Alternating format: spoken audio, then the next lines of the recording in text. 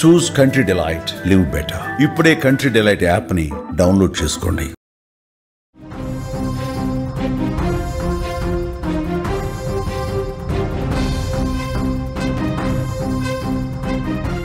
ప్రముఖ పుణ్యక్షేత్రం ఏడుపాయల వనదుర్గ ఆలయం 9 రోజులుగా జలదిగ్బంధంలోనే కొనసాగుతోంది.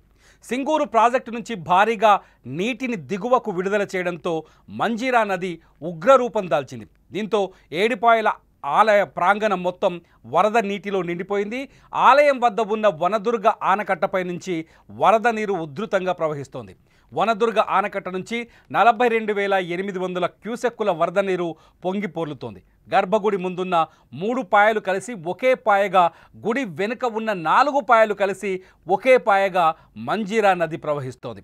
ఈ వరద ప్రవాహం నేరుగా ఆలయ గర్భగుడిలోకి ప్రవేశించి అమ్మవారి పాదాలను తాకుతూ రాజగోపురం ముందు నుంచి పారుతోంది. దీంతో ఆలయంలోకి భక్తులను అనుమతించడం లేదు ప్రస్తుతం. భక్తుల దర్శనం కోసం అమ్మవారి ఉత్సవ విగ్రహాన్ని రాజగోపురం దగ్గర ఏర్పాటు చేసి అక్కడే పూజలు నిర్వహిస్తున్నారు. భక్తులు రాజగోపురం నుంచే అమ్మవారిని దర్శించుకుంటున్నారు. ఎలాంటి అవాంఛనీయ ఘటనలు జరగకుండా పోలీసులు కట్టుదిట్టమైన భద్రతా చర్యలు చేపట్టారు.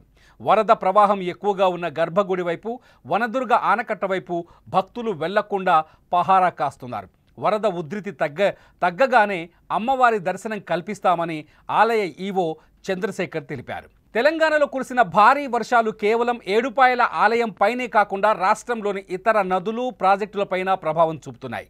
ప్రాజెక్టుల గేట్లు ఎత్తివేయడం వల్ల దిగువన ఉన్న గ్రామాలు, పంట పొలాలు ముంపునకు గురయ్యే ప్రమాదం ఉంది. ఈ నేపథ్యంలో ప్రభుత్వం లోతట్టు ప్రాంతాల ప్రజలను అప్రమత్తం చేసి అవసరమైన సహాయక చర్యలను సిద్ధం చేసింది. నదీ ప్రవాహాల పక్కన నివసించే ప్రజలను సురక్షిత ప్రాంతాలకు వెళ్లాలని అధికారులు ఆదేశాలు జారీ చేశారు.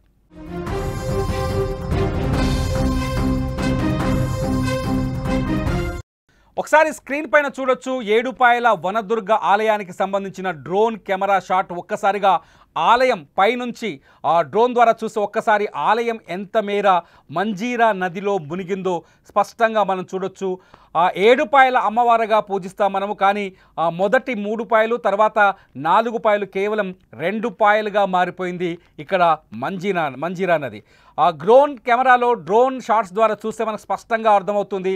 చాలా విస్తృతంగా, ఉధృతంగా ప్రవహిస్తున్న మంజీరా నది, ఆ ప్రవాహానికి సంబంధించిన విజువల్స్ని చాలా స్పష్టంగా మీరు డ్రోన్ వీడియోస్లో చూడొచ్చు.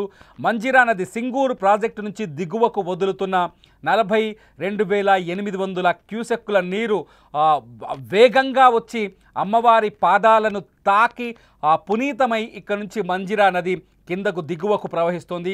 ఏడుపాయల జాతరలో ప్రతి వర్షాకాలం ఇటువంటి దృశ్యమే కనిపిస్తుంది, కానీ అది 1-2 రోజులు మాత్రమే కనిపించేది. కానీ ఈసారి గడిచిన 9 రోజులుగా వరుసగా ఏడుపాయల జాతరలో ఏడుపాయల అమ్మవారి పాదాల వద్ద నుంచి మంజీరా నది ప్రవహించడం మనకు స్పష్టంగా కనిపిస్తోంది.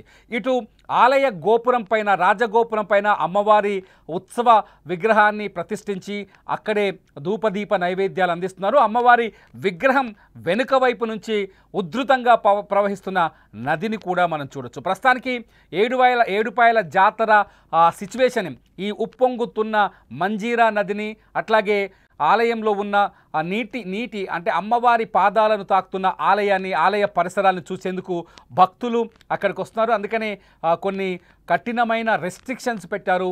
ఎవ్వరూ ప్రమాదకర పరిస్థితుల్లో అక్కడికి వెళ్లకుండా ఉండాలని, ప్రమాదకరమైన పరిస్థితుల్లో నదిలోకి దిగకూడదని ఆదేశాలు జారీ చేశారు. అంతేకాదు నదీ పరివాహక ప్రాంతం చుట్టూ సెక్యూరిటీని కూడా అరేంజ్ చేశారు. సెక్యూరిటీని చూస్తే ఒకసారి స్క్రీన్లో చూడొచ్చు, మీకు డ్రోన్ విజువల్స్ కనిపిస్తున్నాయి. ఏడుపాయల జాతర దగ్గరున్న సీన్ చూస్తుంటే 2 కళ్ళు సరిపోతాయా అనే రీతిలో కనిపిస్తుంది అక్కడ దృశ్యం. డ్రోన్ కెమెరాలో రికార్డ్ అయిన ఈ విజువల్స్ ఎక్స్క్లూజివ్గా మీరు సుమన్ టీవీ కెమెరా స్క్రీన్ పైన చూస్తున్నారు.